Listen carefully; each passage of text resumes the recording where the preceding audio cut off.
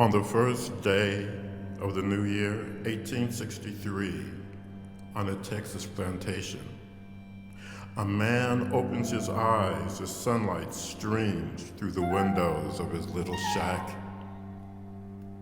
The windows aren't really windows, just holes in the walls, covered with tar paper when the wind blows through.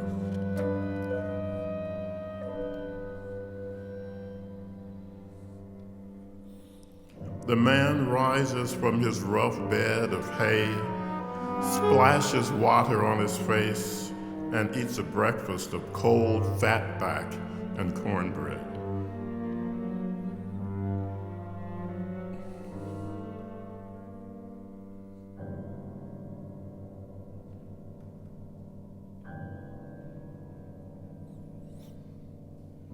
It's wintertime, too early to harvest sugar cane, work the press that rolls stalks flat to extract the juice, the press that longs to crush careless fingers.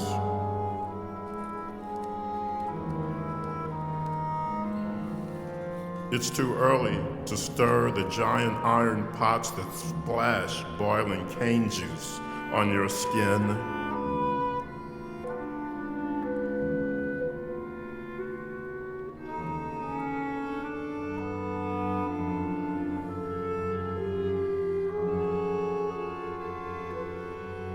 January is too early to plant or pick or haul or bale cotton.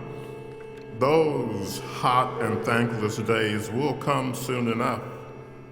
Today is a day to build stalls in the master's stable.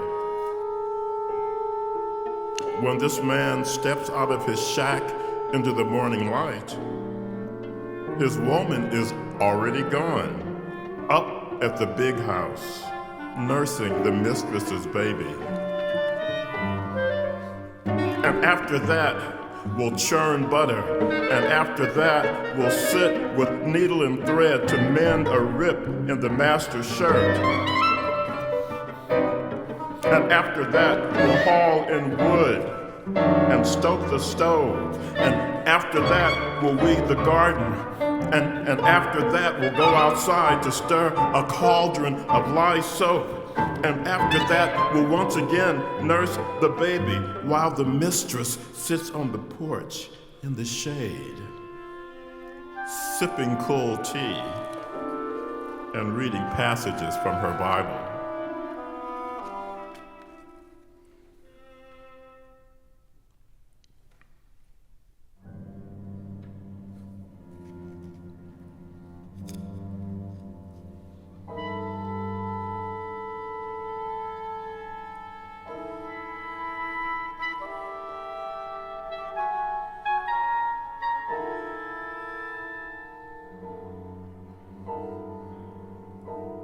On this first day of the new year, 2,000 miles to the north and east, a tall, bearded white man sits at his desk, pauses a moment as if awaiting guidance, dips his pen in ink, and writes the words,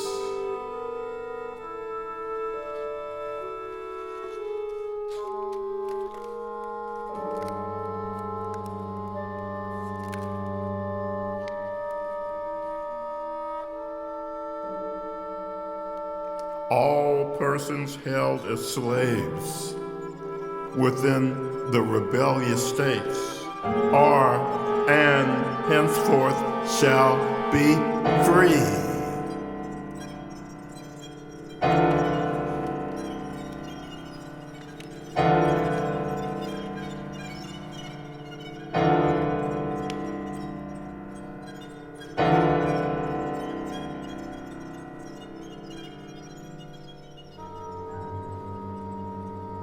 As his pen scratches slowly across the page, 2,000 miles to the south and west, a man and a woman toil beneath the Texas sun.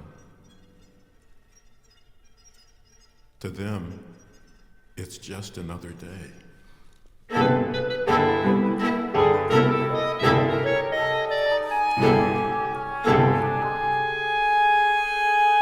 years later, another bearded white man will sit astride his horse in Galveston and read General Orders Number 3. The people of Texas are informed that in accordance with a proclamation from the Executive of the United States, all slaves are free.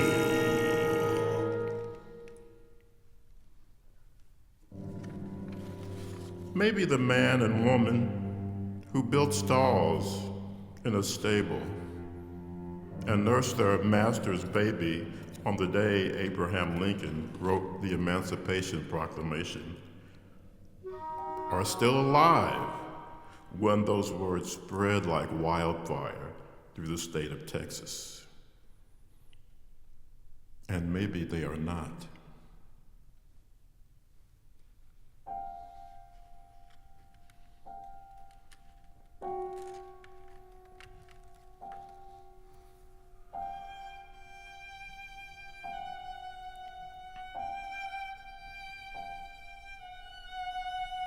However you pray, whether you put your hands together to speak holy words, lower your head for a moment of silence, or simply lift a glass, take a moment to remember those enslaved women and men who lived out their lives never knowing they were now free.